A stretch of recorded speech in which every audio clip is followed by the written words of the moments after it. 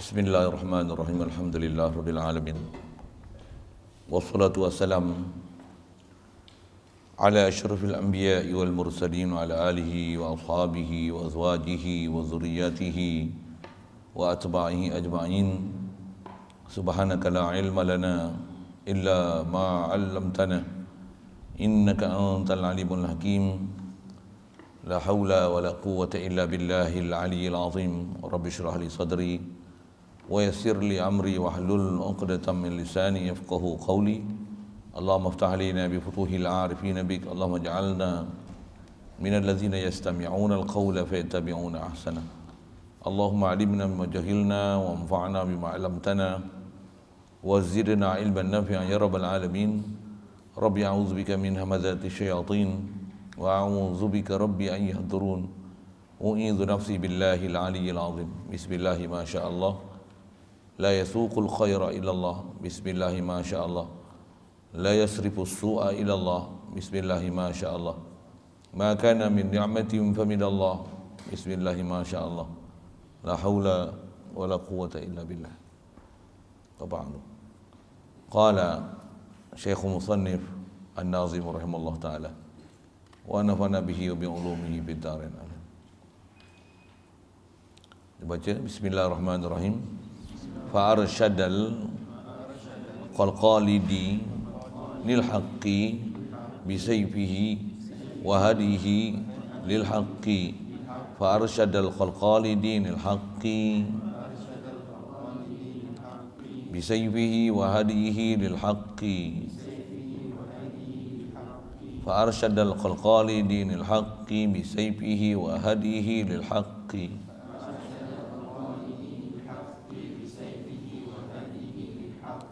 فأرشد القالدين الحق بسيفه وهديه للحق.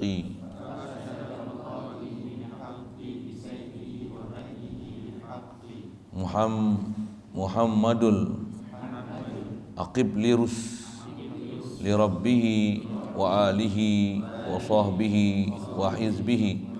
محمد العقب لرس لربه wa alihi wa sahbihi wa hizbihi. Muhammadul aqib li rusli rabbih wa alihi wa sahbihi wa hizbihi.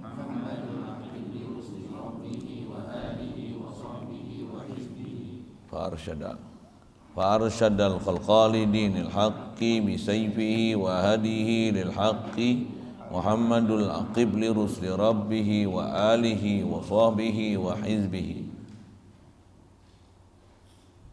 Pertama sekali syukur kita ke Allah Ta'ala, limpah kurnia belah ihsan dia, masih diberi kesempatan pada kita berada atas muka bumi dia untuk melaksanakan tugas kita sebagai khalifah dia. Mensyukuri dia dengan makna sedar apa yang ada kat kita ni pemberian dia, dan tiada apa yang kita boleh buat nak usahakan melainkan semua limpah kurnia dia, ketentuan dia, semua dengan takdir dia. Alhamdulillah diberi kita dan takdirkan kita ke masih hidup. Alhamdulillah ditakdirkan kita dapat Islam. Alhamdulillah ditakdirkan kita mudah dalam keadaan nak buat taat, jauhkan kita pada maksiat. Alhamdulillah. Semua tu limpah kurnia dia belaka. Alhamdulillah dia beri kita kesempatan, lapangan masa, kekuatan, keupayaan, kesungguhan berada dalam majlis yang mulia. Alhamdulillah dia beri kita pula makin nak mengingati dia, berselawat dan salam atas Nabi kita Muhammad sallallahu alaihi wasallam, benar-benar untuk menjalani kehidupan ini sebagai hamba dia, menzahirkan keberhajatan hanya pada dia. Alhamdulillah, alhamdulillah, alhamdulillah. Kita nak sambung ni daripada Matan Johara. Kita baru je mukadimah pagi tadi. Kita nak sambung ni ialah masih dalam awal kitab yang dia nak berselawat dan salam ke atas seorang Nabi. Dan Nabi itu datang dengan bawa ajaran Tauhid. Padahal masa datang dia tu manusia dah tak reti Tauhid dah. Pahaman ketuhanan tu ada, tapi tak tahu macam mana nak Tauhid kepada Allah Ta'ala. Itu nisbah Rasulullah datang dulu. Bahkan Islam datang dia dulu Ada isyarat Rasulullah kata ja'al islamu ghariban wa sayaudu ghariban. Islam ni macam mana dia datang dulu pelik, orang tak faham ilmu tauhid. Datang Rasulullah mengajar ilmu tauhid sampai tauhid ni ilmu gilang gemilang satu masa dulu, yang boleh kata orang faham sangat perjalanan tauhid ni. Dan kata Rasulullah dalam hadis tu lagi, wa sayaudu ghariban, dan Islam ni setelah proses zaman gemilang dia akan balik kepada jadi janggal, pelik. Orang makin tak kenal ilmu tauhid, orang makin tak reti ilmu tauhid, orang tak suka ilmu tauhid, bahkan sampai tahap nanti tak ada orang dah nak ajar tauhid.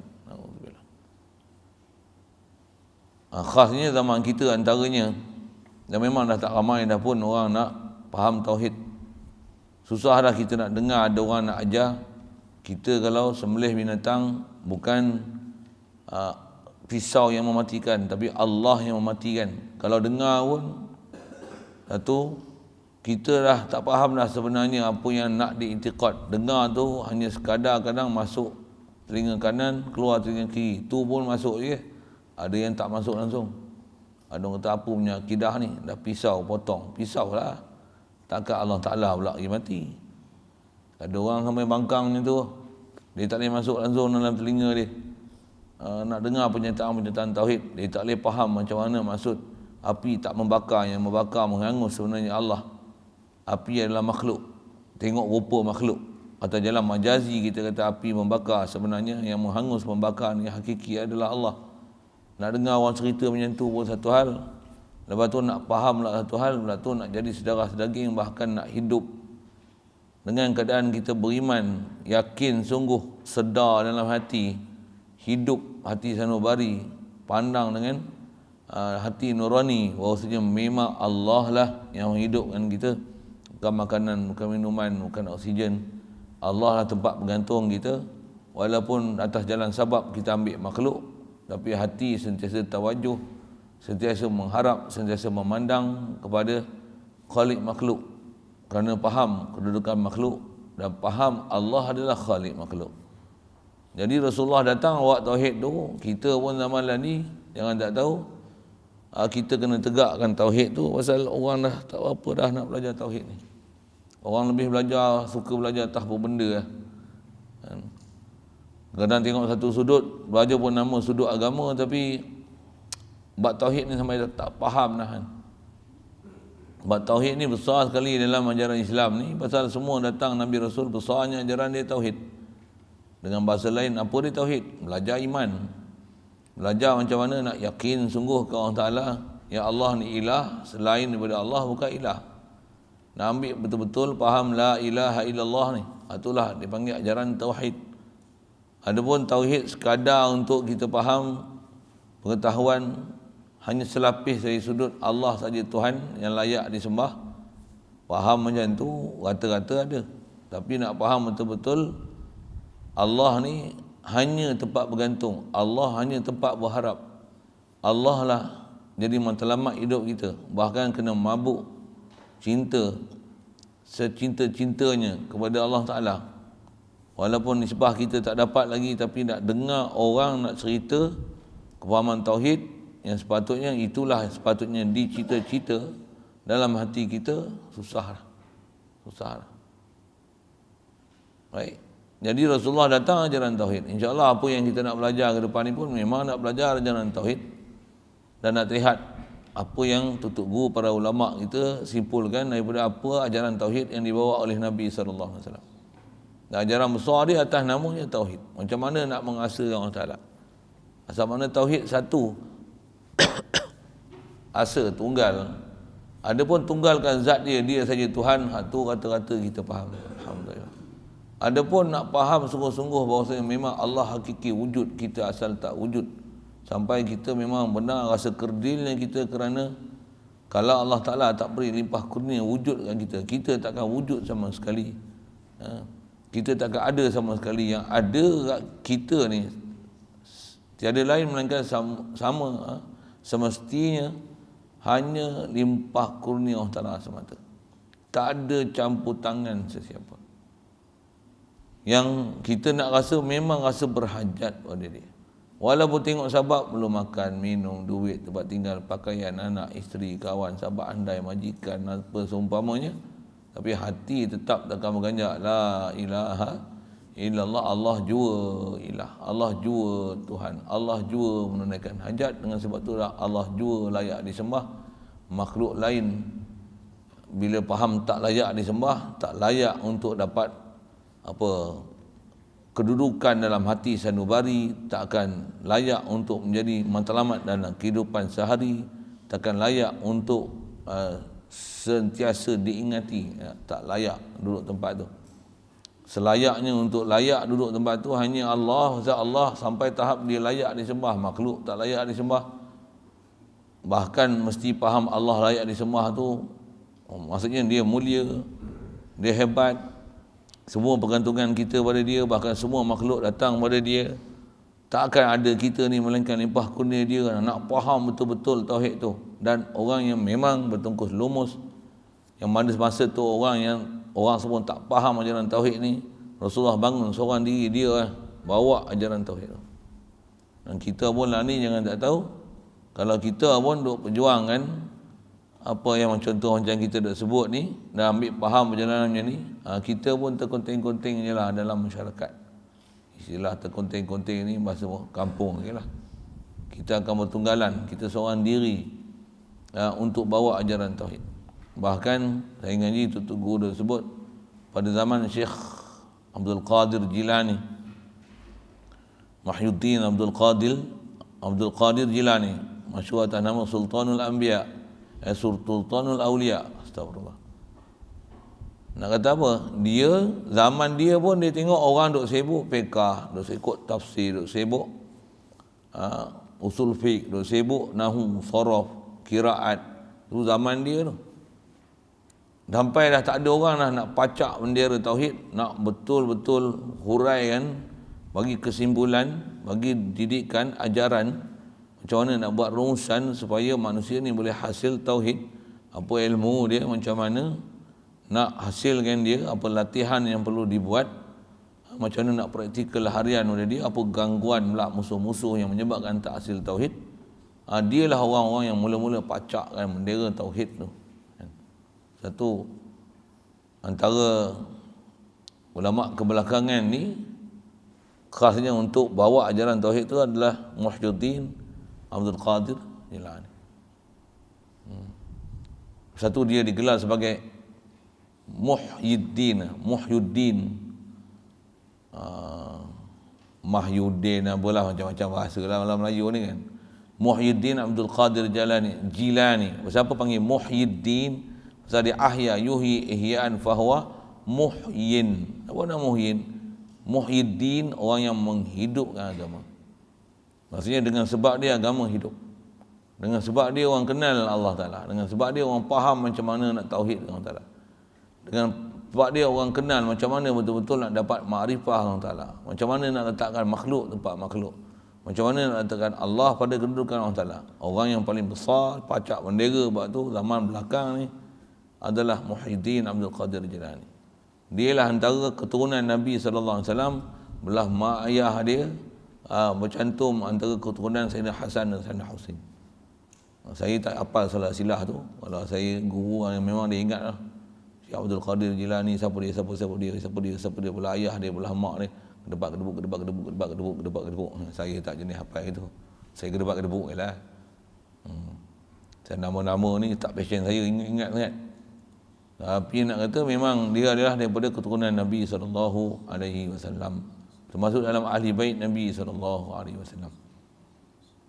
Jadi bukan saja ahli tauhid, dari sudut bawa mereka ni pewaris Nabi, tapi mereka adalah keturunan Nabi. Tu Abdul Qadir Jilani. Di zaman dia lah pacak bendera tauhid tu. Jadi yang dapat kat kita ni, memang kat Malaysia kalau sebut Nusantara ni pun antara orang-orang yang bawa ajaran tauhid, bawa Islam ke Nusantara ni, atas riwayatnya mengikut kata ulama tutup guru kita, adalah anak murid kepada Syekh Abdul Qadir Jilani. Nusantara ni siapa? Masyhur nama dia adalah Syekh Abdullah Al-Khumairi.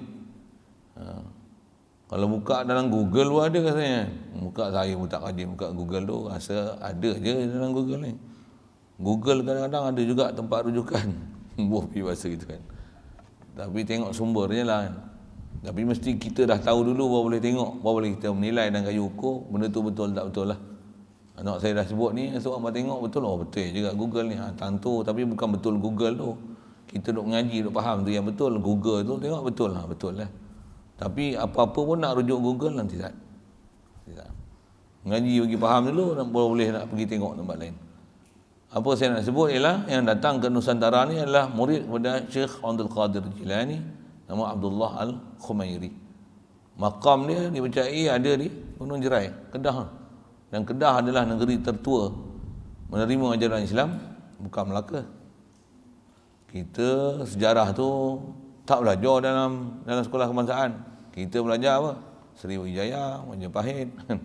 Itu yang belajar sekolah menengah lah. Kalau sekolah rendah tak belajar tak? Tak pernah cerita, tak pernah dengar cerita-cerita itu. Kalau cerita pun, orang Arab datang main Nusantara pergi Melaka, buat apa? Beli rempah, berdagang. Bukan untuk nak ajar agama. Yang cerita agama ni siapa? Pendeta apa? Francis Xavier, buat apa? Mengembangkan agama Kristian. Kepala otak dia. Orang Arab main berdagang, orang Kristian main ajar agama. Tu yang saya guna kepala otak dia. Apa? Sepatutnya macam mana? Orang Arab mari tu untuk sampaikan agama.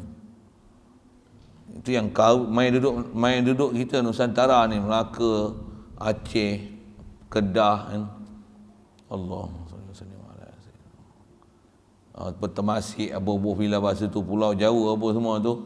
Datang mereka ni bukan saja datang apa untuk menyampaikan Islam, bahkan datang sini, duduk sini, sebarkan Islam, kahwin orang sini, keturunan sampai kat sini. Kalau berdagang macam orang putih, ambil biji timah apa semua, belah, tak duduk sini, belah. Tapi kita tengok orang-orang Arab yang datang main bawa agama Islam ni sampai kahwin sini, berapa ramai keturunan Habib-Habib yang ada di Malaysia, di Nusantara lah bahasa mudah itu. Cuma ada yang disembunyikan, ada yang zahir, ada yang tak kita kenal, tak kenal adalah sikit itu. Nak cerita apa? Bawa agama. Jadi antara orang pacakkan tiang agama tauhid ni, ajaran tauhid ni adalah Muhyiddin Abdul Qadir Jilani. Itu antara dia tetap bawa kaedah Asy'ariyah dan Maturidiyah. Saya sebut pasal memang kita pun belajar mengikut kaedah Muhyiddin Abdul Qadir Jilani. Sama dengan kaedah dia, belajar dia tetap prinsip wujud, kidab, baqa, mukhalafah, lil hadis, qiyam binafsi, wadaniyah, qudrat, iradah, ilmu, hayat, sama, basar, kalam. Atau nak zahirkan sifat, faham kaedah dia, nak faham kudrat, iradah, ilmu, hayat, sama, basar, kalam, khususiat ni sifat kamalan Allah Ta'ala punya. Kita di sebalik sifat tu, kita lemah, kita tergagah, kita jahil, kita mayat, kita pekak, kita buta, kita ni bisu. Ni boleh bercakap apa semua ni, semua Allah Ta'ala limpah kurnia kat kita. Tak ada satu pun milik hakiki kita punya. Jangan kata sifat, zat kita pun kita asal tak wujud, Allah yang wujudkan. Tu ajaran tauhid ni. Lepas tu kita belajar daripada ulama-ulama yang memang pakar dalam bab perjalanan tauhid ni, mudah ya. Mereka telah mudahkan untuk kita. Satu yang kita terima dengan mengaji dan berguru ni, dia lebih mudah faham daripada kita explore sendiri, pergi telaah, baca buku, baca kitab sendiri. Tak kena gaya sesat. Tak kena gaya sesat. Pasal kita rasa macam kita ada keupayaan tinggi untuk explore kitab, untuk buat kajian konon, maksud saya bahasa konon tu, padahal apa keupayaan tak ada, kelengkapan diri pun tak ada. Dia ibarat macam naik bahtera pun bahtera kecil je masuk lautan Hindi yang bergelora, lepas tu nak menyelam dalam lautan untuk mencari mutiara. Sedangkan alat menyelam tak ada, latihan menyelam pun tak pernah, kapal pun kena sepak dengan ombak pun dah terumah ambing. Lepas tu nak menyelam, nak ambil mutiara, nak faham apa? Hakikat. Macam mana nak faham tauhid la ilaha illallah ni, macam mana? Alat tak ada. Tiba-tiba baca kitab sendiri, itu yang jadi sesat, jadi wahabi, jadi makrifat. jadi tepung talam, jadi kuih koci, jadi donat, jadi lepat. Menyambil je nak sebut lepat tu.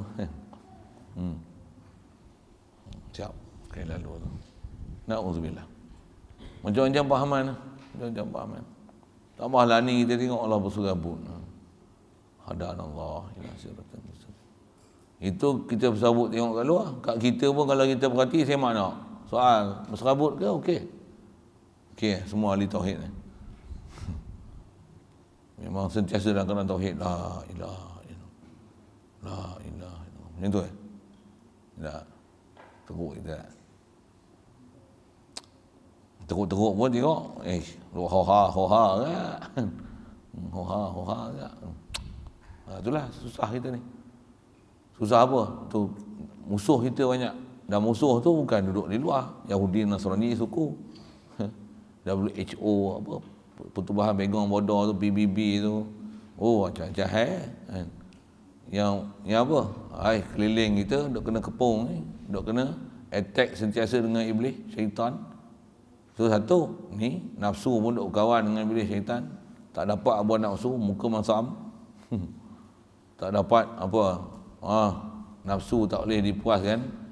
Tak boleh ditunaikan segala kehendak dia. Meronta-ronta, meraung-raung. Inilah hal kita. Tu ngaji pula nak proses. Nak buat drastik lagi nampak teruk sangat. Itulah macam mana nak buat. Nak menarik rambut dalam tepung, tepung tak berselerak, rambut tak putus tapi berjaya dikeluarkan tepung. Rambut dalam tepung. Tepung patah tu dulu lah. Apa maksudnya? Nafsu ni buruk, jahat. Macam mana nak bagi dia terdidik? Bukan kita ikut nafsu, tapi nafsu ikut syariat. Nafsu ikut Allah Ta'ala. Nafsu yang bukan amarah, lawamah, mulimah, tapi mutmainah. Itu istilah. Macam mau jumpa, insya-Allah. Jadi Rasulullah dia datang, dia bawa tu. Dialah asaskan bendera tu. Dialah bawa panji-panji tauhid tu. Bila dah berlaku zaman ke belakang tu sebut antara orang yang belakang ni atas nama khas disebut adalah Muhyiddin Abdul Qadir Jilani. Yang memang keturunan dia sampai sekarang tu yang ada Nusantara suku masih duk bawa ajaran atas prinsip konsep dan asuhan Abdul Qadir Jilani. Cuma kadang kita tak bisa dengar macam mana prinsip dia. Tu satu hal lah. Antara punca dia tak mengaji pun nak dengar lagi mana. KKM lah apa? Kementerian Pendidikan.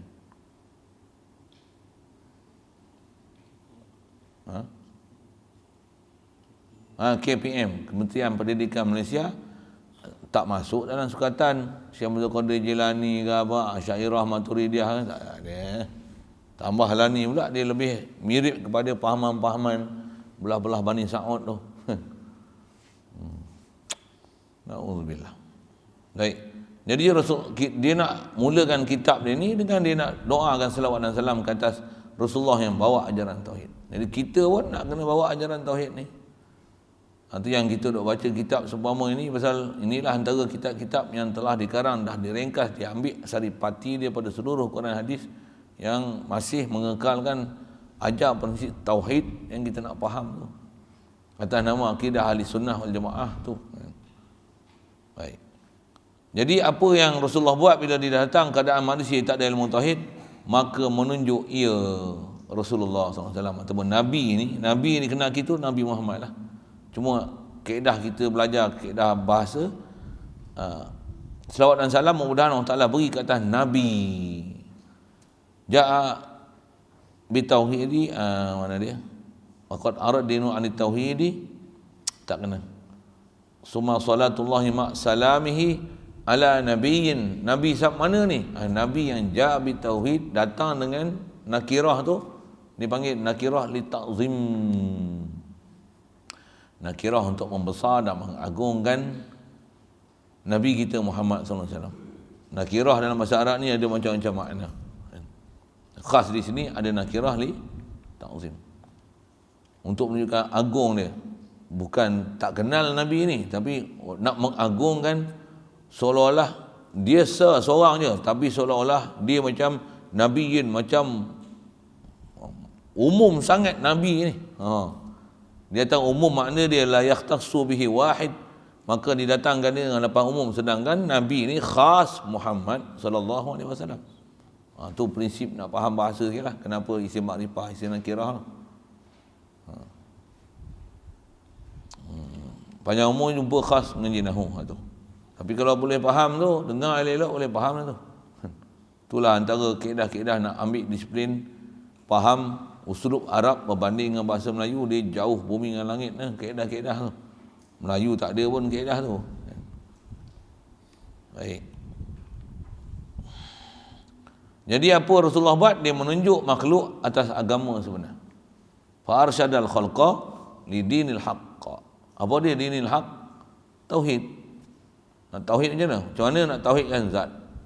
Macam mana tanzihkan Allah Ta'ala daripada sifat kekurangan, naqs, zawal. Takkan ada pada dia apa-apa sifat kekurangan, dan tidak akan ada kesempurnaan dia itu berkurang. Takkan ada sesuatu yang tak sempurna pada dia, dan takkan ada kesempurnaan yang ada, dia semakin berkurang. Mustahil pada Allah Ta'ala.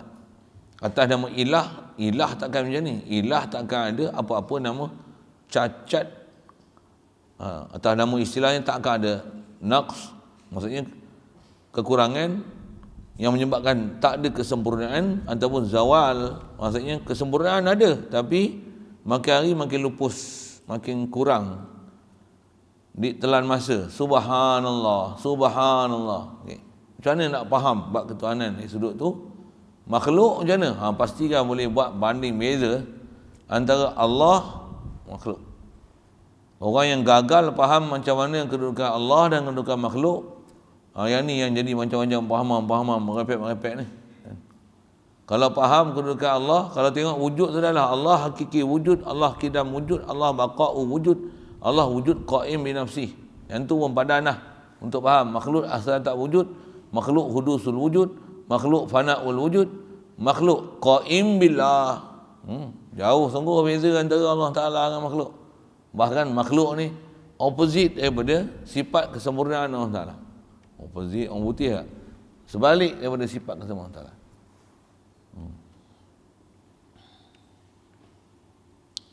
Ta'ala. Tu dia tunjuk, bagi faham.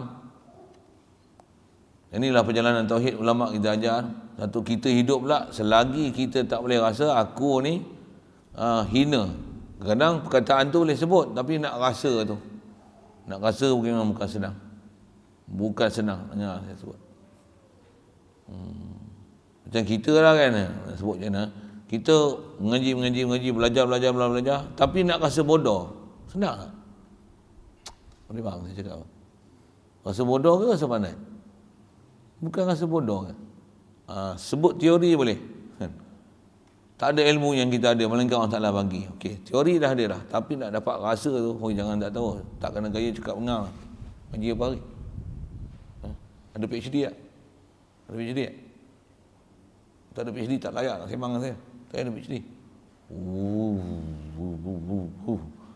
Berapa tahun ngaji pondok? Baru 3 hari, baru beringus. Ingat aku makan garam lebih pada engkau tau.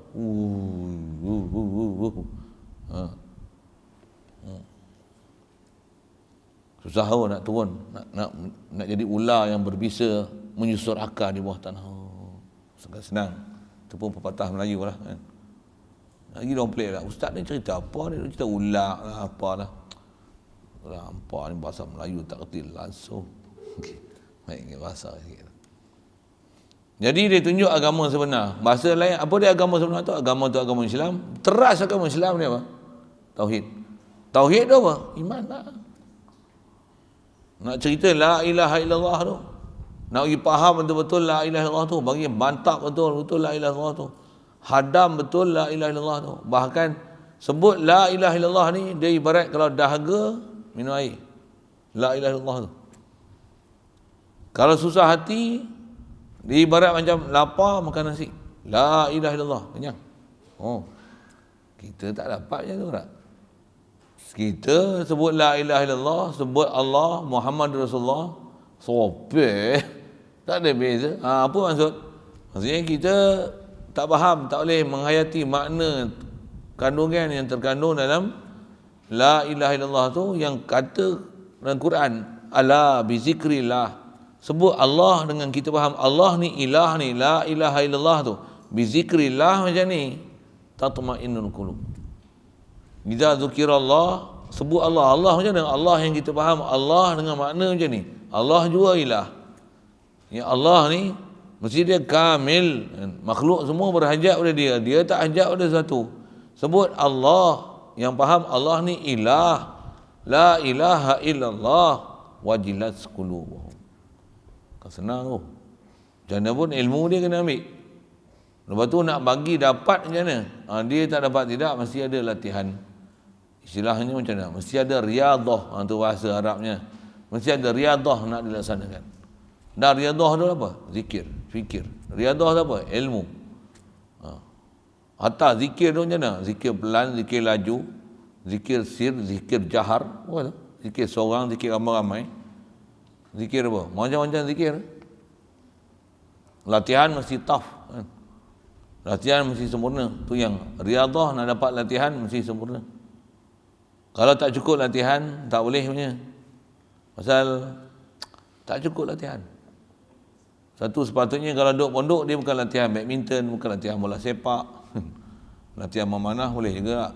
Steady lah. Tapi latihan badminton ni tukar. Cuma latihan badminton ni pasal dia murah kan. Panah pun satu-satu 1,000 pun ada, 300 ada. Tapi ada dia orang suruh test ni, pasal ada saya beli semua 8 batang, baru test 2, 3, baru 2 test, dua-dua bermasalah. Dia orang pun kata memang ada masalah sikit. Dia kata kalau tak elok boleh tukar. Nanti saya gua batas. Boleh makin panah free kan. Sebatang ni 1,000 panah tu. Saya tak niat lah nak bagi apa, memang saya tak niat nak bagi pun, terus bagi pinjam pun jahanam, tambah bagi. Tapi untuk test tu, pasal dia orang baru pakai 2 hari pun dah terkopak lah. Test. Kalau semua terkopak, semua boleh return. Pasal dia kata memang trip yang main ni bermasalah sikit. Maksudnya bukan kita sajalah. Boleh. Jadi nanti test panah lah tak? Badminton ni cuma saya nak tunjuk ni, dapat skill lah ke main badminton? Dapat lah? Dapat lah, ada skill. Boleh. Cek. Boleh ganti siapa tu? Ni Chong Wei kan? Main dengan saya dulu. Main badminton dengan saya dulu. Boleh lawan dengan saya, boleh lawan dengan Lee Chong Wei. Kot tercungap lari lagi, bubuh bola depan net, piu di belakang. Ngejar bola kau. Tak saya kena kejar bola pun, kamulah kena kejar bola kan. Tengoklah siapa anda kan. Tak faham sudah. Apa tu? Skill, latihan, riadah. Latihan yang kita dapat. Tak ada latihan tak boleh. Pukul bola apa saya nak sebut, itu badminton. Jadi duduk pondok patutnya bukan latihan tu. Latihan kau baca Quran tu tak? Kau baca Quran mesti bagi kemas. Macam mana ikhfa', macam mana dalam belajar macam mana nak bagi bunyi dekat khusyum, macam mana. Ini 3 bulan dah mengaji duk sentat lagi, dah khatam dah Iqra pun. Bunyi pun tak kemas. Nak dengar panjang pendek pun tak kena. Leceh mu. Tu mengaji sehari 5 kali, seminggu 5 kali, 6 kali tu. Sampai katam kitab tu. Dengan dibimbing tu. Dengan latihan tu. Dengan baca ramai-ramai tu. Dengan ada yang suruh seorang-seorang baca tu. Tu pun tak boleh lagi. Itu pun dengan perhatian saya tu. Kalau suruh baca sendiri, ikut baca macam mana? Terus dah hajar tu, dah tunjuk mulut ni macam ni, tengok saya. Macam ni. Huruf istilah macam ni bunyi. Miu, macam mana nak dengar tu. Dah tepuk meja dah, tengok ni, baca, tebal lagi. Ni. Tu pun tak boleh lagi. nak sebut latihan ke? Itu latihan tajwid, ni latihan apa? Tauhid. Lagi bukan latihan mulut. Bukan latihan suara, latihan apa? Latihan hati sanubari. Latihan sanubari.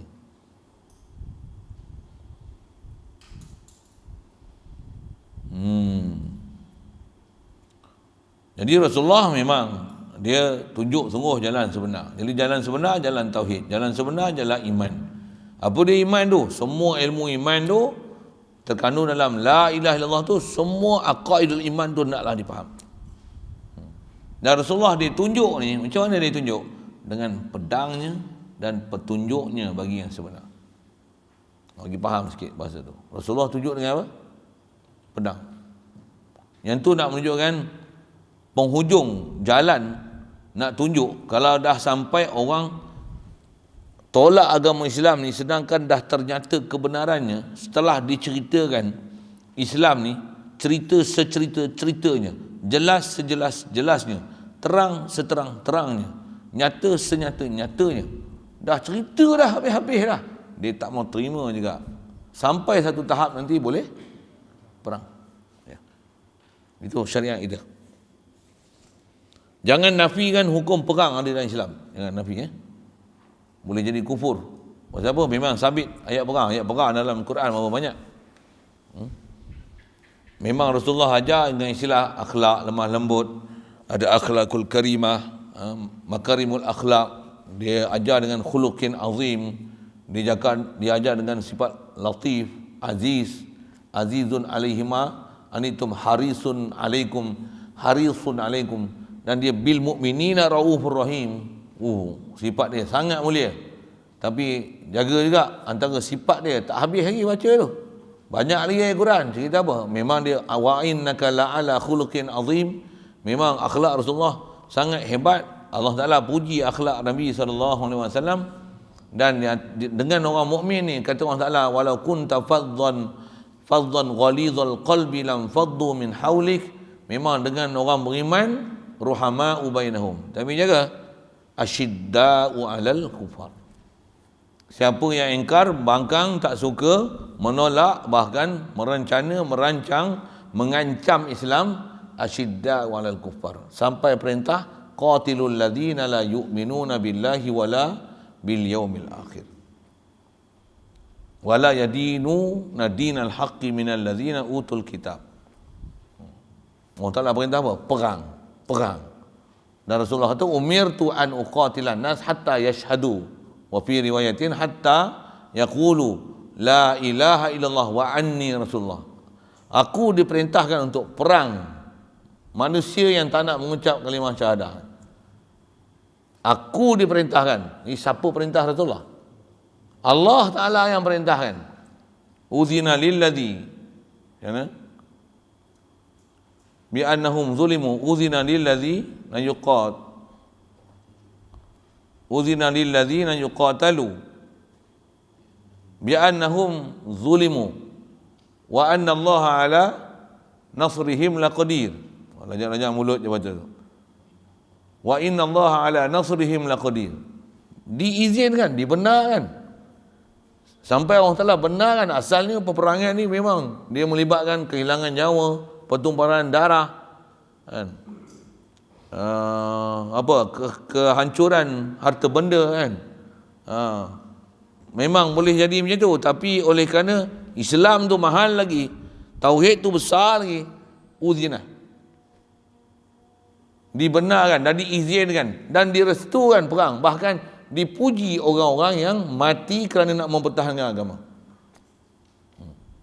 Sampai mati dihukum mati syahid, tak payah mandi dengan dia, tak payah sembahyang dengan dia, bahkan kapan dengan dia saja, lepas tu sembahyang pun tak payah. Pasal apa? Syuhada. Diberi satu kedudukan yang tinggi di sisi agama Islam. Pasal apa? Mati pertahankan Allah Taala. Jadi sampai tahap perang, ya. Jadi Rasulullah nak sampaikan Islam ni sampai tahap dia gunakan pedang. Tapi bukan pedang lah jalan utama. Memang pun saya ajar hampa dengan pedang, rotan pun saya tak pakai lagi. Baru saya pakai laser mulut saya.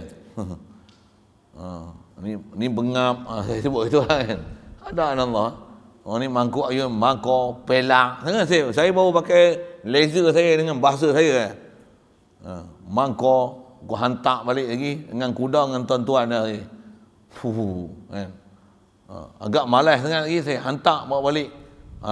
Nampak malas sangat nak mengaji. Mai buat apa? Buat semak aku Agar saya guna bahasa ayat laser. Saya tak guna pun rotan. Lidi pun saya tak pukul lagi. Telinga pun saya tak jentik lagi. Pulas pun tidak lagi. Saya tidak lagi. Saya tidak lagi. Apa dah lagi nak guna pedang? Belum lagi. Saya masih ruhama ubainahum. Saya masih ada kasih sayang lagi. Saya sayang ni. Ustaz tu saya cakap macam tu. Saya sayang. Saya berharga ni. Kalau tak sayang saya suruh balik lah. Saya kata umur 16. Tak kerti ke umur 16? Oh sampai ni dah umur tak sampai 16 lagi. Main buat apa tau? Tak, saya bukan macam tu. Ada orang nak hantar 11 tahun ada orang nak hantar lah. 10 tahun pun ada orang nak hantar. Saya kata sekejap lagi aku pakai main gasing dengan dia orang ni. Susah juga. Okay. Nak cerita apa? Dengan orang Islam kita tak adalah pedang-pedang. Tapi bak rotan ni jangan kata dengan orang asing. Dengan anak pun rotan. Betul? Muru auladakum bisalah. Saya nak sebut, nak syarahkan pedang. Jangan faham agama Islam ni agama lembek, dakwah hanya lemah lembut. Tak apalah, sabar yalah. Awal-awal Islam je macam tu. Fa'arid anhum wantazir innahum muntazirun. Ayat-ayat seumpama macam tu. Tak bagi langsung bertindak balas pada orang kafir. Orang kafir buat zalim ke, tindas ke, apa lagi? Istilahnya boykot ke, pulau orang Islam ke, bunuh orang Islam pun. Awal-awal Islam dulu macam mana? Allah Taala kata fa'arid anhum. Palingkanlah diri daripada dia. Tak usah duk peduli lah.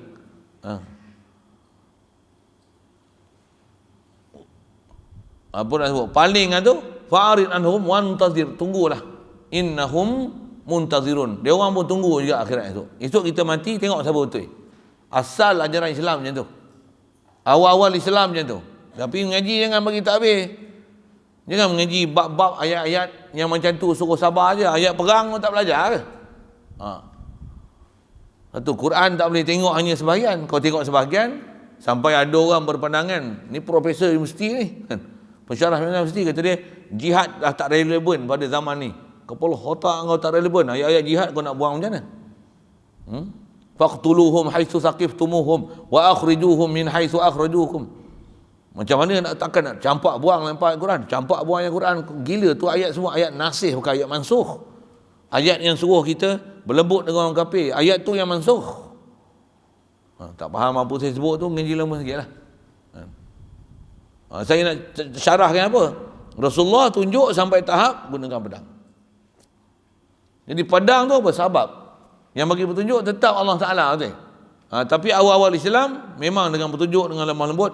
Tak bagi balas apa pun. Tak bagi balas pun. Apa dia orang buat? Dia lebih kurang macam cerita drama P.Ramlee tu macam mana? Kena bunuh pun apa? Cuba. Mula-mula. Saya buat lawak tu sorry sikit. Saya bukan nak melawak tujuannya. Tapi gunakanlah unsur-unsur tu biar fikir. Memang betul. Cuba.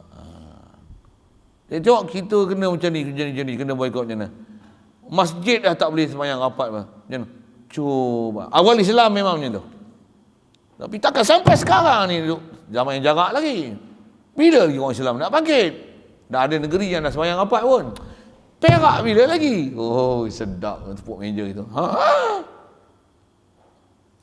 Main bola apa semua boleh. Boleh rapat-rapat. Makan kedai pasar raya pun dah tak ada masalah dah. Bila lagi masjid? Takkan orang Islam, yelah nanti coronavirus berjangkit jadi kluster masjid pula. Kita nak mengelak kluster masjid. Kepala otak kau yang kilang jadi kluster tu, kau tak bubuh nama kluster pun. Duk sibuk takut sangat dengan kluster masjid ni pasal apa? Masjid adalah tempat yang paling sikit orang main, masjid lah. Bukan pasar malam. Bukan pasar tani. Boleh? Pasar tani boleh lah. Orang tempat yang paling sikit orang datang, masjid. Betul ke saya? Betul tak betul? Tempat orang paling jaga adab dan peraturan, masjid. Kalau dia kata tak boleh salam, pakat tak salam lah. Kalau pergi pasar tani, walaupun kata tak boleh salam, Boleh salam? Oh, lama tak jumpa. Oh, dalam masjid. Oh, sorry. Takkan tak boleh bertindak lagi. Jangan orang Islam hanya Yasmin je. Kita dah ada mufti, dah ada majlis agama Islam, kita ikut saja. Majlis agama Islam pun kita rujuk pada yang pakar tengok apa? Punya pertubuhan Bengong dan Bodoh tu. PBB tu. WHO tu. Sikit lah saya punya bahasa nak kata apa tu. Tengoklah semua macam ni, macam tu lah ni. Dos penggalak ni bila orang tak mau ambil pasal ada yang kena FE apa semua tu kan. Kesan-kesan sampingan tu. Kalaupun naik ambil daripada jenis yang berlainan tapi telah dijamin oleh KKM bersih dan selamat, betul? Dalam mesej lah ni dah hari ni mesej keluar mesej macam tu kan. Tak faham? Kau tak apalah, tak ada handset, bagus. Ya. Ngaji sampai nak terkencing tau. Saja saya usik sikit gitu. Apa cerita ni? Nak cerita, jangan nafikan adanya hukum perang dalam Islam. Orang Islam ni bukan orang lembek. Kita bukan cari pasal dengan orang, tapi kita pantang dicabar. Saya ngaji, Tok Guru ajar macam tu. Saya belajar ilmu persilatan pun ilmu macam tu. Belajar kat situ. Belajar. Ilmu persilatan ni bukan belajar untuk kita pergi tumbuk orang. Ilmu persilatan dia apa istilah dia panggil? Okey, bahasa orang putih apa? Self defense. Apa makna self defense? Pertahan diri lah weh. No. Apa maksud pertahan diri? Aku tak menyerang, tapi kalau kau serang, aku tahu nak jaga diri aku macam mana. Pukul tengok. Aku bukan kaki pukul punya, tapi kalau kau pukul, aku tahu pertahan diri. Sampai tahap fawakazahu Musa faqadu alaih. Ni isyarat dalam Quran. Macam mana? Jangan tak tahu, sekali aku bagi kau mati lah. Jangan sangka kami lembek-lembek ni, kami tak tahu ilmu pertahan diri. Tu orang takut tu. Tok Guru ni rati lah. Try lah. Try. Tak adalah nak cabar tu. Bukan macam tu. Tapi prinsipnya kita ada self defense. Kita diajar. Dan kita tak pernah diajar takut. Orang beriman tak pernah takut. Tu dia orang kata saya berani. Saya tak tahulah saya berani apa. Berani cakap kan. Berani tak tahu. Berani ke? Salah hari. Kalau dia orang kata, mai ustaz kita cabar. Ustaz duk cabar sangat. Dalam saya dengar Facebook, saya nak try dengan ustaz. Jom, try. Tapi kalau kau kalah, kau duduk mengaji, aku suruh berhenti kerja, kau berhenti kerja dengan aku. Duduk dengan aku, kuli jadi kuli aku. Boleh? Okey, steady, jom.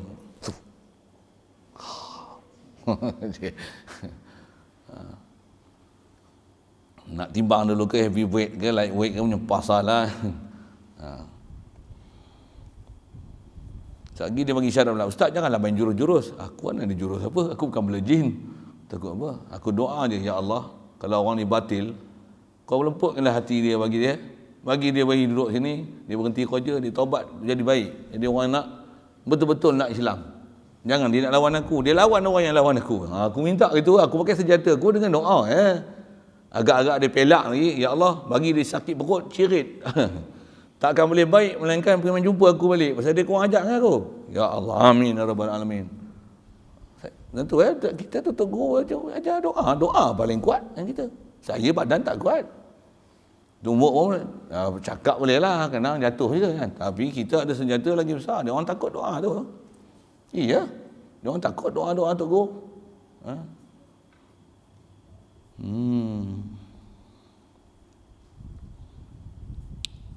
Saya nak cerita apa? Nak syarahkan Rasulullah ni dia tunjuk agama sebenar sampai tahap dia guna pedang.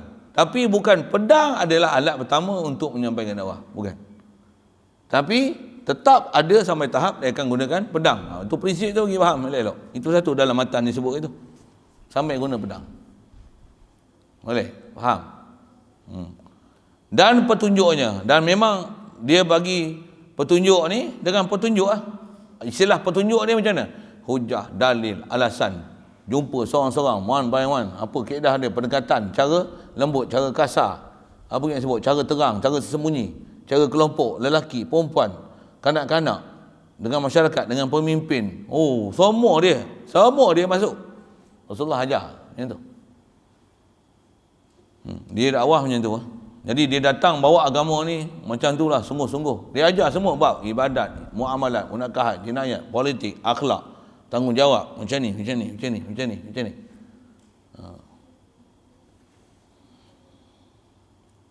Baik. Satu, nak didoakan selawat dan salam ke atas Nabi ni pasal apa? Nabi ni sangat special. Sangat special. Sangat istimewa. Baik, siapa Nabi ni? Muhammadun. Kitab kita ni bagi Muhammadun. Boleh je. Takdir kan baca huwa Muhammadun. Siapa Nabi ni? Huwa Muhammadun. Jadi khabar mubtada' mahzuf. Ataupun baca Muhammadil aqib li rusli rabbih. Baca Muhammadil badal bagi Nabiyin. Siapa Nabi ni? Muhammadin. Nabi Muhammad. Baik. Nabi itu yang datang bawa ajaran tauhid, yang dia sampaikan dakwah dia dengan hujah, dalil, alasan, bahkan diri dia itu adalah dalil dan hujah dan mukjizat. Benarnya dia adalah utusan Allah. Sampai tahap diizinkan perang kalau ada orang yang buat durjana pada dia. Siapa dia ni? Itulah Muhammad sallallahu alaihi wasallam. Dan Muhammad ni Muhammad mana? Muhammad ramai. Muhammad yang kesudahan bagi pesuruh Tuhannya. Muhammad yang aqib li rusli rabbih. Dia jadi penutup sekalian rasul-rasul yang Allah Taala hantar. Okey, siap. Jadi dia nak ajar kat kita apa tu? Nak cerita Nabi Muhammad. Nah, antara sifat Nabi Muhammad sallallahu alaihi wasallam ni dan ciri yang ada pada dia, dia adalah penutup segala nabi-nabi dan rasul. La nabiyya ba'di, kata Rasulullah. Tak adalah nabi selepas pada aku. Nabi tak ada, rasul apatah lagi, takkan ada. Kalau Nabi Isa, yang tu bukan nabi selepas Nabi Muhammad. Nabi Isa adalah nabi sebelum Nabi Muhammad. Tu dia esok dia bunuh Dajjal. Dia bunuh Dajjal tu, dia dah memang dilantik jadi nabi. Dia akan bawa syariat yang dibawa oleh Nabi Muhammad SAW. Dia akan perintah mengikut Al-Quran, hadis Nabi SAW. Dan dia adalah nanti ulama mujtahid pada zaman tu, apa-apa permasalahan hendaklah dirujuk pada Nabi Isa AS. Dia tu guru besar nanti bila dah bunuh Dajjal. Dan jangan tak tahu bila dah Dajjal dibunuh, katalah kita hidup zaman tu, agak-agak semua orang baik ke? Ya. Orang kafir memang tak ada dah, bunuh habis dah. Zaman Dajjal tu dibunuh, dan zaman tu tak akan ada orang kafir, orang lelaki kafir yang baligh, yang dibiarkan hidup. Dia tak ada kafir zimmi lah pada zaman Nabi Isa datang bunuh Dajjal, dan orang kafir pada zaman tu tak ada dah orang lelaki baligh kafir. Tak ada. Semua bunuh. Tak ada orang lelaki yang jadi kafir zimmi zaman Nabi Isa. Jadi orang kafir yang perempuan dan kanak-kanak macam mana? Semua jadi tawanan orang Islam. Dan apa-apa masalah hendaklah Nabi Isa dirujuk. Agak-agak semua orang setuju kan dengan Nabi Isa?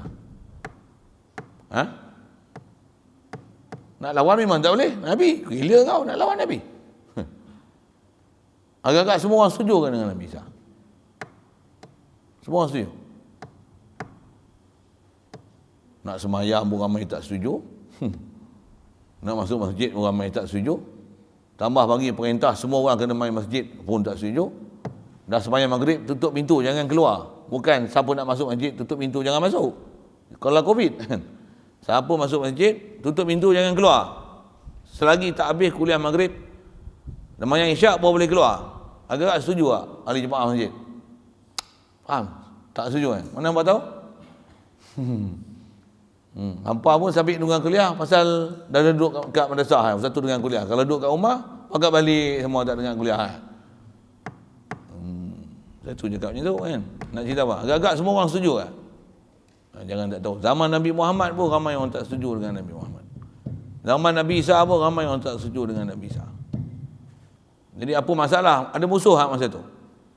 Ada iblis tak? Ada syaitan tak? Ada nafsu tak masa tu? Tetap akan ada. Zaman Dajjal satu. Zaman Nabi Imam Mahdi suku. Zaman sekarang suku. Hatta kita berjaya menempuh zaman tu. Zaman Imam Mahdi. Zaman ni kita berjaya tempuh. Zaman Mahdi pun kita berjaya tempuh. Dajjal pun, zaman Dajjal pun kita berjaya tempuh. Tak ikutlah ajaran Dajjal. Jumpa Nabi Isa, jangan tak tahu. Takut nanti zaman Nabi Isa akan toy. Kata apa?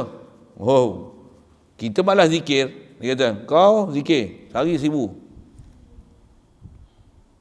1000 pula. Oh, mau kita jelai mata macam tu. 1000 pula ni. Ya. Kuda tak boleh main dah.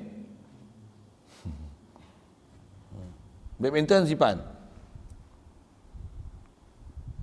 Nak pukul selawat sekali. Pukul selawat sekali. Tak boleh istighfar 10 kali. Kalau tidak tu sampai badminton. Agak-agak setuju tak? Ustaz ni ngada-ngada pula. Tentang dia mudir, ikut dia, ikut kepala dia nak perintah apa. Ingat semua orang setuju tak? Boleh? Setuju? Nak angguk pun payah. Saya dah buktikan tak? Tak tahu. Musuh masa tu apa dia? Nafsu, tetap musuh kita. Nafsu siapa? Nafsu kita lah. Keinginan kita yang nak lain daripada apa yang Allah Ta'ala dan Rasul nak tu. Oh, tu saya ngaji tu tunggu sebut apa? Paling besar nafsu ni tambah duk ngaji ni. Semalam tadi pun kita dah ngaji kan. Apa dia? Esok pukul 3 kan lawan nafsu. Apa? Agak-agak saya nak sebut apa? Bangun subuh awal.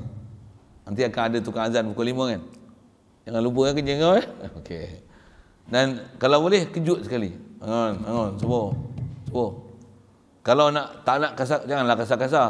Pegang kaki dia kan. Bangun. Subhanallah, alhamdulillah, Allahu akbar, bangun subuh. Buat kasar dia marah, ambil air curah lagi lah, dia penampas lagi. Satu hal kan. Pegang kaki. Azim, bangun. Tahajud. Dah pukul 5 ni, bangun. Azan pun dah habis. Lampu pun dah buka, bangun. Bilik air pun tak ada orang, bangun. Lama dah tak azan, tak hafalan ni. Jurumiah pun tak hafal lagi. Itu hantar sekerat aja. Baru alamat rofok, tak habis lagi. Bangun. Yang lain pun banyak yang tak hafal-hafal lah ni. Kosong aja. Orang baru mai pun dah banyak hafal dah. Orang yang lama-lama tak ada menghafal langsung. Bangun. Panggil macam tu. Tahu, esok panggil macam tu tau. Tengok berapa hari dia tahan. Boleh tak? Cobaan. Jangan ambil pedang ni. Baru sehari ambil pedang tau. Nanti. Jangan tak tahu cobaan besar. Itu kan kita jumpa Yahudi Nasrani. Bukan jumpa Wahabi. Jumpa semua Al-Hajari. Nampak ni Hajari ke? Ke Al-Wahabi bukan? Semua Hajari ya? Bagus. Baik. Melawak tu menyambil tak? Baik, Nabi Muhammad ni dia kesudahan bagi seluruh pesuruh Tuhan. Maksudnya Nabi-Nabi Rasul lah. Baik. Wa alihi wa sahbihi wa hizbihi. Asal terima dan keluarganya dan sahabatnya dan partinya, jemaahnya. Tu benda pula tu. Kaedah bahasa Arab yang ni dipanggil waw ataf. Dia ataf daripada ala nabiyin, ataf daripada nabiyin. Asalnya salamullahi ma salatihi, memudahan Allah Taala bagi selawat dan salam ke atas nabi ni satu. Dan lagi selawat dan salam mudah-mudahan bagi kat siapa? Wa alihi, mudah-mudahan Allah Ta'ala bagi wa ala alihi. Summa salamullah ma'a salatihi ala alihi, kata keluarga Muhammad SAW. Lagi wa sahbihi, ataf pada ali, dan juga sahabat Nabi Muhammad SAW. Wa hizbihi diterjemah sini dan ahli jamaahnya. Hizbun ni kadang kita dengar Hizbullah. Apa nak Hizbullah? Parti Allah, kumpulan Allah. Ni hizbur Rasul. Apa maksud? Orang yang kumpulan Rasulullah. Siapa kumpulan Rasulullah? Orang yang berciri dengan ciri-ciri sahabat Rasulullah dan sahabat tabi'in yang mengikut sahabat Rasulullah.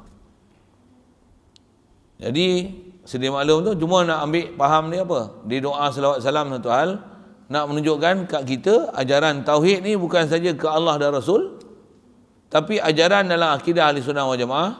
Siapa dia? Ada dua sayap kiri kanan Rasul yang kita kena hormat mengikut kaedah ulama Ahli Sunnah wal Jamaah. Siapa?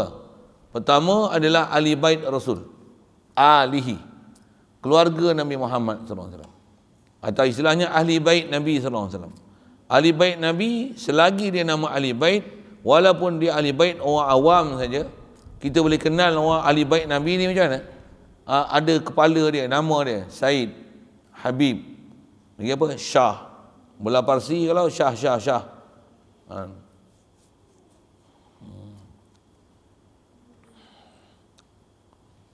Kalau belah-belah Yaman lah ni kita dengar ada Habib. Kat Malaysia dulu kita dengar apa? Said Sharifah. Lagi ada yang kata Tun tu pun lah. Tun tu, tapi bukan Tun Mahathir, yang tu Tun Pencen Perdana Menteri. Nama Tun pula, Wan, sorry, bukan Tun, Wan, tu yang tu pergi ke Mahathir pula lah. Nama Wan tu pun adalah dikatakan ada keturunan Nabi SAW. Jadi apa kaedah kita? Bila orang yang ada keturunan Nabi, wajib kita hormat walaupun dia orang awam. Pasal dia ada salul garur darah Nabi SAW. Dan biasanya orang yang ada keturunan Nabi ini, dia memang ada satu perasaan kasih kat Nabi Rasulullah, kat Rasulullah SAW yang tak ada pada orang lain. Pasal dia ada darah daging dengan Rasulullah. Dia ada genetik dia dengan Nabi SAW. Kita tak ada. Kalau ada, tak tahu lah, kita tak ada pun. Tak ada, saya tak ada. Wan, Syed, Syarifah memang tak ada. Awak jantan Syarifah pun apa Habib mana ada. Tak ada. Orang yang ada gelaran-gelaran macam tu, kalau kau tak nak percaya pun dia keturunan Nabi, kau kata merepet aje lah, sedap je buah Habib. Dan kau jangan jealous lah dia orang Habib, kau tak Habib. Kan? Kaedah kita sama apa? Kita pun tak semak, kita keturunan kita pun kita tak tahu, 4-5 keturunan pun tak tahu. Siapa yang memang nyata dia lah keturunan Nabi SAW, apa macam? Wajib kita bagi penghormatan macam-macam. Itu kaedah kita. Itu sayap kanan. Isyarat Quran macam mana? Innama yuridullahu liyuzhiba ankumur rijsa ahlal bait. Ada dalam hadis Nabi SAW, Rasulullah kata, taraktu fikum amrain. Hadis jangan tengok sebahagiannya. Ada Rasulullah sebut kitab Allah wa sunnati rasulih. Ada sebut kitab Allah wa itrati ahli. Dah apa? Kaum keluarga aku. Jadi atas istilah keluarga Nabi buat apa? Keluarga Nabi kalau ada sekarang, prinsip kita lah agama, kena hormat dan muliakan keturunan Nabi. Siap. Pasal hormat dengan tok nenek moyang dia, antaranya hormat pada anak cucu cicit dia. Bahasanya ahli bait Nabi SAW. Itu sayap kanan. Sayap kiri, buah lah bahasa kanan kiri tu kan. Siapa dia? Sahabat Nabi radhiyallahu ta'ala anhu. Sahabat ni siapa? Orang yang berjumpa dengan Rasulullah, beriman dengan Rasulullah, mati dalam keadaan iman. Yang tu dipanggil sahabat. Sahbihi itu jamak daripada sahabatun, sahabatan ni sahbun. Jamak dia juga ashab. Saya sebut sekali lalu lah. Jinsul jam'i, jamul jam'i apa banyak jahal tu. Para sahabat Nabi. Jadi para sahabat Nabi ini juga antara kumpulan yang mulia dengan Rasulullah yang kita tak boleh ketepikan. Bahkan Rasulullah isyarat, dia kata apa? La tasubbu ashabi, jangan siapa-siapa maki sahabat aku. Orang yang bertahap sahabat jangan siapa-siapa maki. Siapa? Pasal mereka ni Allah Ta'ala puji mereka radhiyallahu anhum wa radu anhu. Jangan siapa-siapa cuba nak maki, Allah puji, kita maki. Siapa kita nak banding dengan Allah Ta'ala?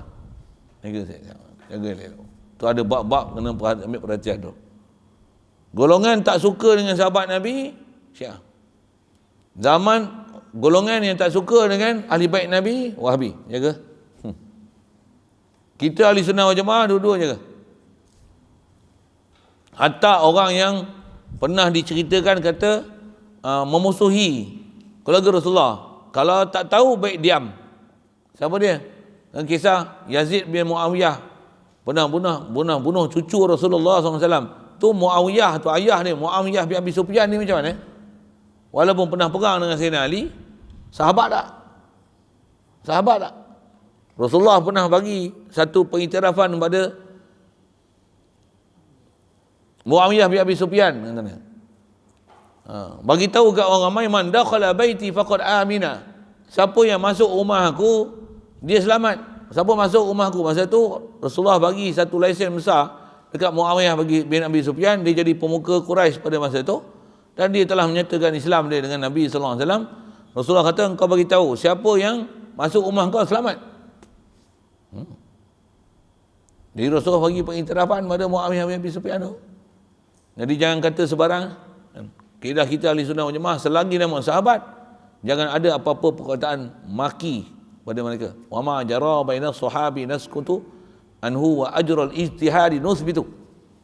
Apa yang berlaku di kalangan sahabat Nabi ini, baik kita diam. Pasal kita tak duduk zaman tu, kita tak tahu apa realiti. Tambah pula mereka ni adalah orang yang Allah Ta'ala puji. Akan Allah Ta'ala silap keluarkan kenyataan radhiyallahu anhu wa radu anhu. Ya. Satu, kita ada ahli bait Nabi SAW, para sahabat. Lagi orang yang terpuji siapa? Hizbihi, kumpulan Nabi. Siapa kumpulan Nabi? Kumpulan Nabi orang yang betul-betul ikut yang Rasulullah pernah kata, ma ana alaihi wa ashabi. Apa yang aku dan di atas perjalanan para sahabatku.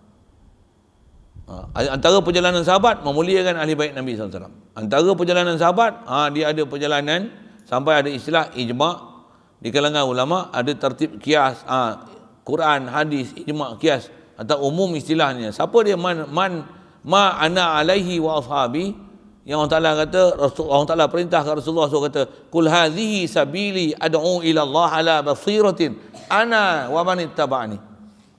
Siapa dia ni? Atau istilahnya dia panggil ahlu sunnah wal jamaah. Ahlu sunnah wal jamaah dari sudut tauhid dia, ahli sunnah wal jamaah dari sudut fiqh dia, ahli sunnah wal jamaah dari sudut tasawuf dia. Ahli sunnah wal jamaah tu luas, satu skup luas. Dia bukan saja berakidah ahli sunnah wal jamaah, tapi fiqh ahli sunnah wal jamaah. Apa maksud ahli sunnah wal jamaah punya fiqh? Kalau engkau tak boleh jadi mujtahid, engkau muqallid. Itu fiqh ahli sunnah wal jamaah. Tak ada istilah saya tak nak ikut mana-mana mazhab. Saya tak ada mazhab. Mazhab saya ialah Quran dan sunnah. Tak ada pasal. Bodoh buat mengaku bodoh. Mengaku je lah, ikut jadi muqallid. Konon nak jadi mujtahid. Padahal Quran pun tak apa nak kerti baca. Boh pergi bahasa gitu kan. Ada pahaman-pahaman yang kena bagi repair sikit gitu kan. Jadi asal nak sebut siapa? Siapa yang hizbihi, kumpulan Nabi SAW. Baik. Selesai itu. Jadi kita selesaikan tu, masih lagi mukadimah. Asal berbicara masalah selawat dan salam ke atas Nabi, kita berkenalan Nabi ni yang bawa tauhid, apa dia tauhid, dan tahap dia ajar tauhid ni sampai kepada tahap diizinkan untuk perang, dan ada persyaratan perang, dan hukum perang tak mansukh hatta zaman sekarang. Jangan ada siapa-siapa kata perang mansukh. Jaga sikit. Pasal ramai orang Islam kita fahamnya tu. Ada orang duk faham, tak ada dah perang-perang zaman ni. Kita pun dah damai lama dah merdeka dah. Merdeka. Ngaji gelok ke?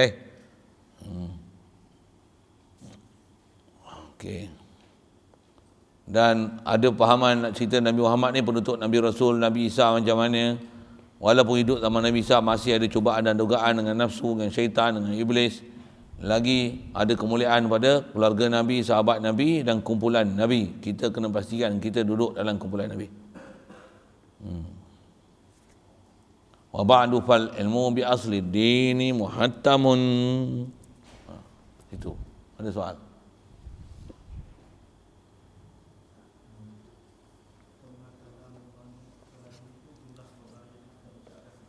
Ya.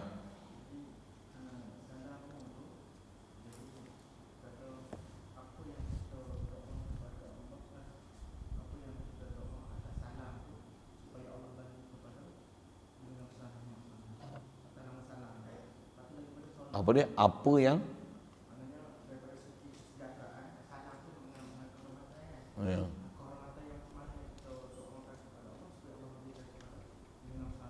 Oh.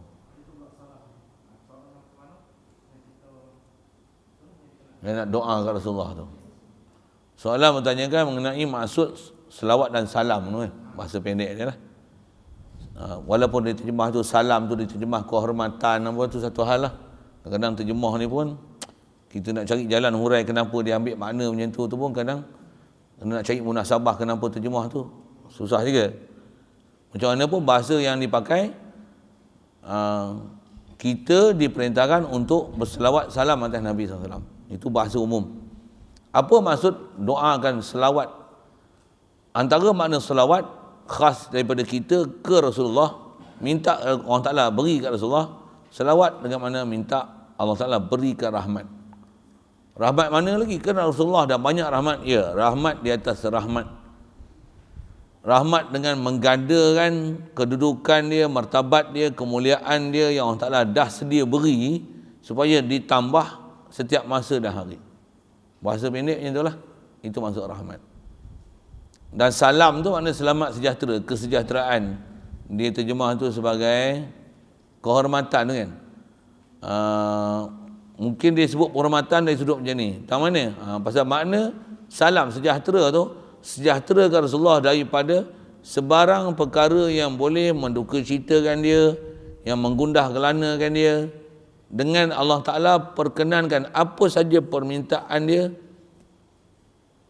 khasnya pada hari kita dibicara, yang Rasulullah tidak akan dikecewa di atas apa yang dipinta. Minta maaf saya guna bahasa-bahasa bersajak sikit kan. Dia jadi sendiri, saya bukan nak buat tapi dia nak jadi cakap itu tu. Macam tu. Jadi sejahtera tu maksudnya Rasulullah takkan ada huru-hara di mahsyar. Dia takkan ada huru-hara panas, peluh apa, semua tak ada. Yang ni antara orang-orang yang dikecuali oleh Allah Ta'ala. Antara sebab dia atas jalan sabak. Rahmat pun Allah Ta'ala memang bagi besar dah, tak akan kena punya hak tu. Bahkan kita diajak untuk ada perasaan kasih dan sayang. Khasnya kat Nabi SAW, memang minta sungguh jangan dikenakan apa-apa benda yang tak elok pada Nabi SAW. Biar aku penebusnya, lebih kurang bahasa gitu. Jadi kesejahteraan apa? Sejahtera daripada huru-hara yang ada di mahsyar, perkara yang menduka citakan dia, yang menggundah gelanakan dia, yang apatah lagi apa yang dia minta tak diperkenankan oleh Allah Subhanahu Wa Taala. Minta selamatkan daripada keadaan-keadaan yang menduka citakan Rasulullah macam tu. Bahkan minta supaya Allah Ta'ala bagi kat Rasulullah ni satu kedudukan yang mutlak, yang memang dalam akidah kita pun ada bab jumpa nanti akan datang. Rasulullah ni sedia faham dia ada syafaatul uzma satu, dan apa saja dia pinta sampai Allah Ta'ala memang akan kata nanti di akhirat, siap dah ada akidah yang kena beriman. Kata irfa isfa tashfa. Bila Rasulullah menghadap dengan bahasa itu, mohon pada Allah Ta'ala, dimulakan perhitungan segala amalan manusia ni, Allah Ta'ala akan katakan kepada Rasulullah, isfa' tashfa', kamu mintalah apa-apa, nescaya permintaan kamu pasti akan ditunai. Itu antara makna sejahtera. Kalau dengan bahasa istilah yang disebut, maksud rahmat dan salam tu, selawat dan salam tu, atau umum borong dua-dua sekali, itu apa dia? Yang kita doa tu, ati sayyidana Muhammadanil al-wasilah wal fadilah wal maqam al mahmud wad darajatar rafi'ah. Yang tu yang kita minta tu. Allah apa? Wa ba'athu maqaman mahmud. Tu tempat yang terpuji. Sekali lalu sebut boleh nak sejam nak dah. Yang mana tadi?